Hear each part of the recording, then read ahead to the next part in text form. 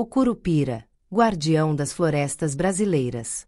No coração da floresta brasileira, onde a luz do sol dança filtrada pelas copas centenárias, existe um guardião cujos passos confundem até o mais experiente caçador.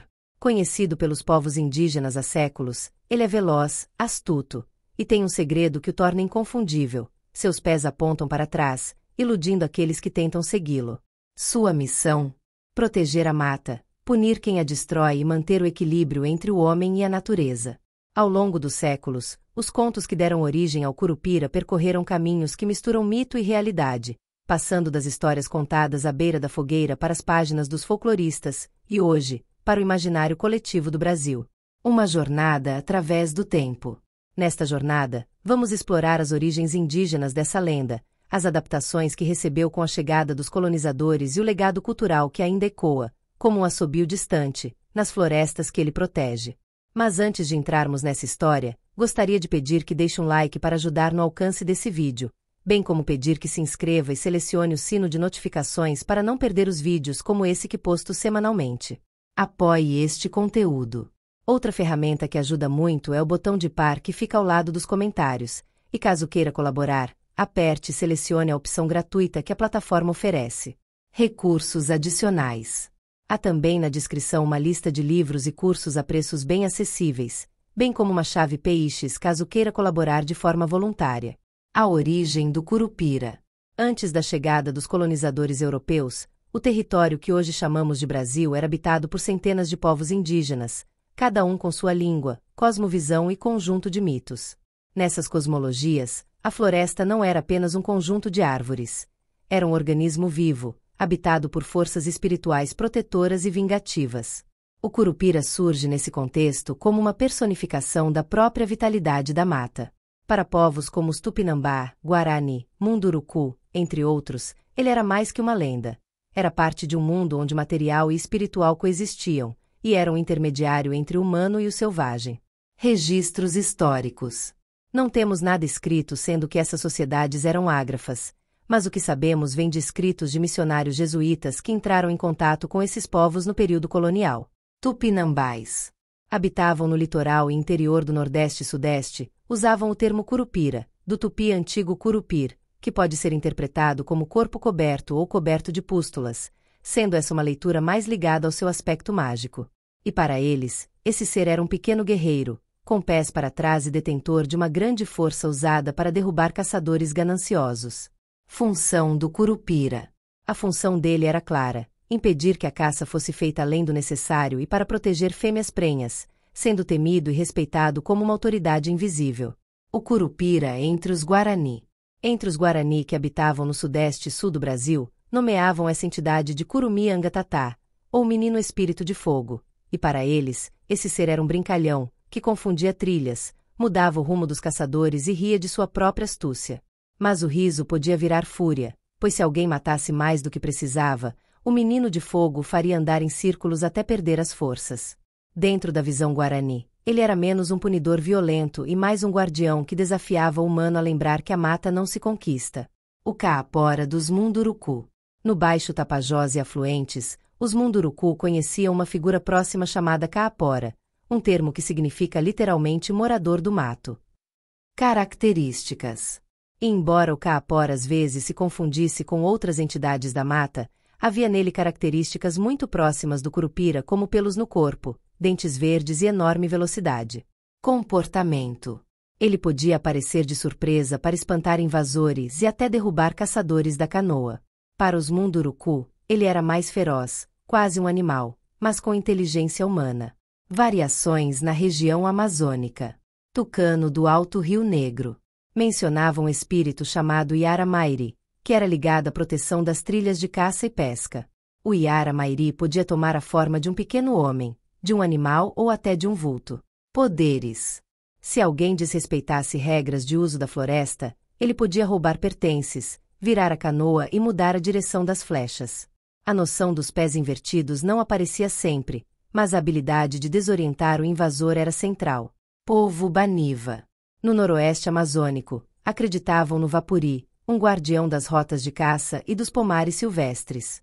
E na visão Baniva, Essa entidade era mais próximo de um espírito ancestral do que de uma criatura física. Manifestações.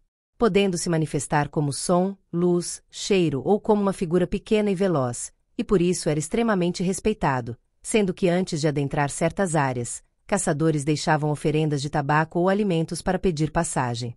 Transmissão oral das histórias. Apesar dessas variações tipicamente regionais, essas histórias eram transmitidas e passadas de geração em geração e junto às fogueiras das tribos, onde os mais velhos contavam sobre um pequeno homem de cabelos vermelhos, ora travesso, ora temível, que confundia caçadores inescrupulosos e protegia animais. Muitas dessas narrativas traziam lições de conduta, para não matar mais do que o necessário, para respeitar o tempo da natureza, e nunca entrar sozinho nas matas. Mas com o tempo as coisas iriam mudar. O Curupira colonial. Quando os portugueses chegaram, e passaram a se estabelecer nessas terras, ouviram esses nomes que os nativos contavam e viram descrições que os deixaram intrigados. Alguns tentaram compará-los a gnomos ou diabretes europeus, num típico processo que hoje chamamos de aculturação, adaptando aos contos trazidos consigo do velho mundo. Primeiros registros escritos. É coisa sabida e pela boca de todos corre que há certos demônios, a que os Brasis chamam Curupira, que acometem aos índios muitas vezes no mato, dão-lhes de açoites, machucam-os e matam-os. São testemunhas disto os nossos irmãos, que viram algumas vezes os mortos por eles. Por isso, costumam os índios deixarem certo caminho, que por asperas brenhas vai ter ao interior das terras, no cume da mais alta montanha, quando por cá passam, penas de aves, abanadores, flechas e outras coisas semelhantes como uma espécie de oblação, rogando fervorosamente aos curupiras que não lhes façam mal. 76. O primeiro registro do nome Curupira vem de 1560, onde o padre jesuíta José de Anchieta, v. de 1534 a 1597, escreveu em um documento chamado Carta de São Vicente sobre um demônio dos matos que atacava viajantes, mas sem mencionar as variações locais, indicando que de fato entre os colonos também existia a crença nessa entidade. Esse registro apagava nuances culturais, misturando-as numa só criatura para caber no imaginário cristão. Consolidação do nome Curupira. Origem do nome. A palavra Curupira, do tronco tupi, já circulava entre povos costeiros e do interior, sinalizando um conceito indígena consolidado de que havia um dono da floresta, um tipo de gênio do mato e guardião territorial. Registros coloniais. A brasilidade do mito nasce justamente da tradução continuada entre mundos indígenas e coloniais. Consolidação na literatura. A partir do século XIX, o Curupira deixou de ser apenas um mito transmitido oralmente nas comunidades indígenas e rurais para ganhar espaço na literatura escrita, especialmente no contexto do romantismo brasileiro, movimento que valorizava o nacionalismo, a natureza e as raízes culturais do país. Couto Magalhães, de 1837 a 1898. Um dos pioneiros a registrar o Curupira em obra escrita literária foi o general, político e escritor Couto Magalhães em sua obra O Selvagem, 1876, onde ele compila e interpreta mitos tupis, inserindo o personagem no debate sobre identidade nacional em busca de preservar tradições orais e, ao mesmo tempo, adaptá-las ao gosto do público letrado da época, que via no folclore um símbolo da brasilidade e de um tipo de herança indígena. Mário de Andrade, de 1893 a 1945.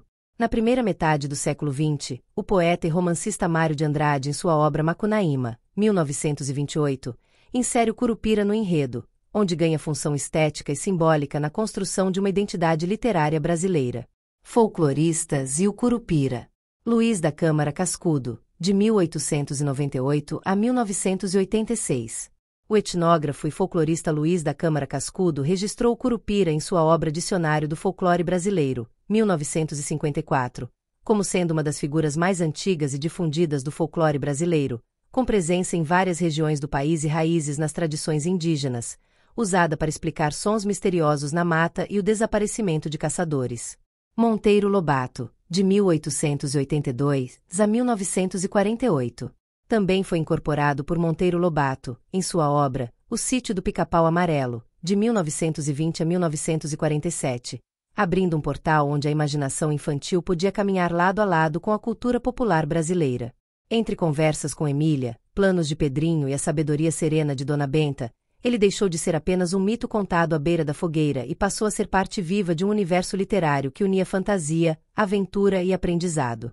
O Curupira na literatura infantil.